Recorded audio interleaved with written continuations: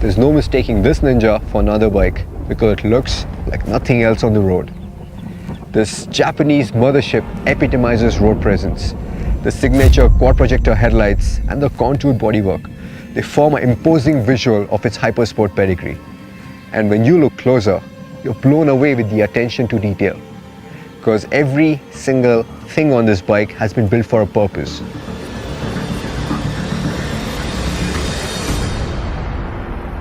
The sculpted mirrors, the reconfigured side fins, and the rippled front fender, they all play a part in making this the fastest accelerating missile on two wheels.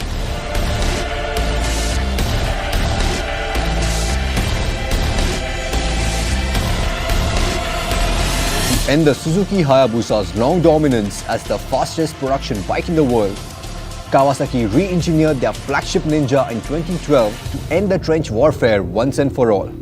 The result was the ZX14R, the fastest accelerating motorcycle in production. High-tech aerodynamic bodywork derived from the Shinkansen bullet train and the military aircrafts built by Kawasaki with the most powerful engine ever built.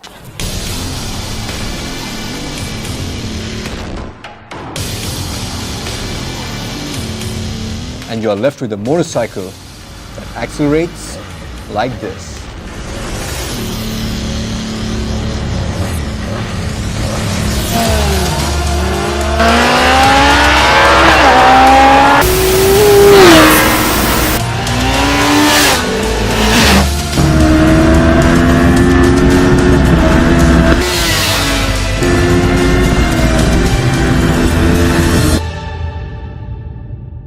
Now that we have gotten that out of the way, let's get on with the review, shall we? Because there's a lot more to the ZX14R than its brutal, eyeball flattening acceleration. The ZX14R is a literal example of how technology has shrunk our world, because I haven't seen a bike with such a monstrous appetite to munch miles. I mean, you can watch the sunrise at your favorite hill station, head out to the forest for some fresh air, get lost in the wilderness just for the heck of it, and watch the sun drown in the ocean all in one weekend. This is hands down the most comfortable sport bike I've ever ridden. The gunfighter seat offers exceptional hip and thigh support, and its close or the slimmed down design close to the tank facilitates easy reach to the ground. The riding stand sees you sit normally rather than having to duck down, and you just gotta scoot back a little bit to keep a cool from the wind turbulence by the short but well-directed windshield. The cooling on this bike is simply awe-inspiring, keeping the engine temperature below 100 degrees on the hottest of days and the longest of rides. The air management system is equally brilliant, diverting engine heat away from your legs onto the ground. And the bike features two radiator fans as well to keep the heat in check at all times. And this proves mighty helpful when you find yourself not in the most liberating sort of environment. We have been doing this for quite some time now, easily over 10 to 15 minutes, and I think this beast is actually coping with this bumper to bumper fondling a lot better than I am, because in this peak traffic the engine is still reading 95 degrees. That's freaking brilliant if you ask me. For such a powerful bike, it's freaking awesome. And out on the open road, where the ZX14R can stretch its legs, it makes a mockery of your sensory perception.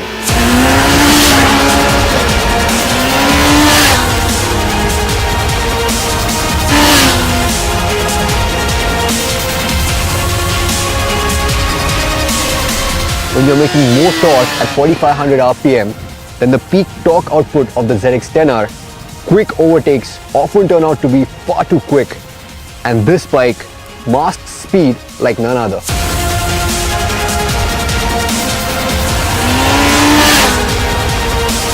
The power delivery is crisp and the engine is unbelievably smooth across the rev band.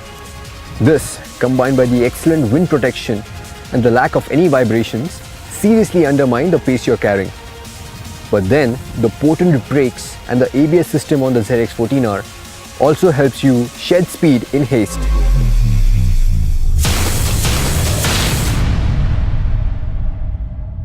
Aiding your ability to handle the 200 horses that the ZX14R unleashes with gusto is this impressive electronics package which empowers you with 2 power modes and 3 levels of traction control. To tackle tricky road conditions, you can switch from the full to the low power mode. This sees the secondary throttle plates stay closed even as the revs climb and reduce power by 25%. And the Kawasaki traction control on this bike combines the best elements from the ZX10R and the Conquest 14.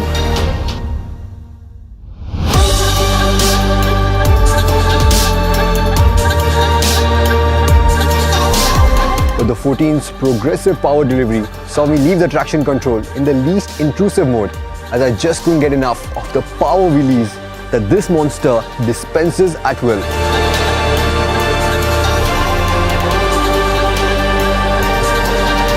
When it comes to handling, the ZX14R blows a big, wide hole through your preconceived notions about its size and weight. And it loves the twisty stuff as much as the straights. The slim aluminium monocoque frame has been precision balanced for super sport handling, and its narrow profile aids mass centralization. So that means that turn-ins are quick and precise, and the bike is composed even if you change or tighten your line at full lean angle. And the fully adjustable suspension sees all the action happening higher in the stroke, leading to exceptional road holding and firmer bottoming resistance.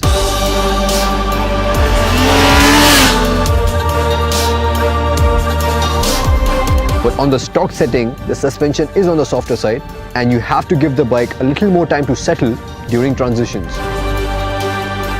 The only flaw, if any, that I can find is it definitely needs a steering damper.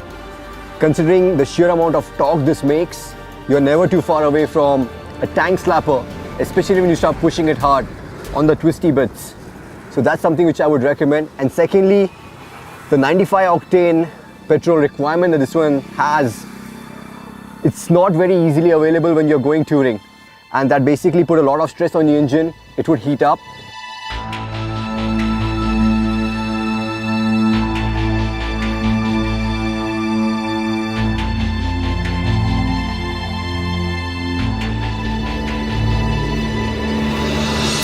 The ZX14R never made any sense to me. How could a bike that defines enormity and packs such ludicrous amount of firepower make sense to anyone?